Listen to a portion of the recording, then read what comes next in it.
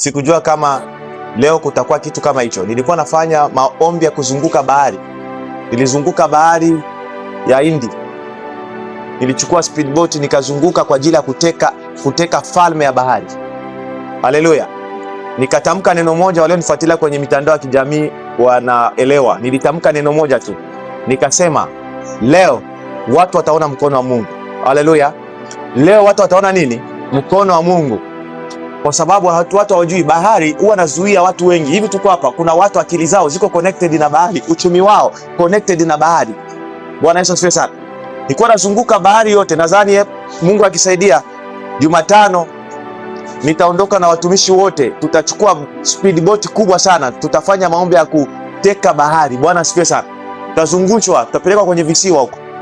Kwa hiyo tutaenda kufanya maombi ya kuvunja falme ya bahari. Haleluya. Nikasema neno moja tu, nilikuwa na mtumishi wa Mungu Timo. Nikasema hivi, leo watu wataona mkono wa Mungu. Leo watu watakutana na mkono wa Mungu live. Haleluya. Mtumishi wa Mungu, nilikuwa sijui, siko connection na mtumishi wa Mungu, lakini nilipotoka baharini nikashuka, mtumishi wa Mungu akanipigia simu kwamba anakuja kutoka Tanga Handeni. Bwana Yesu asifiwe sana.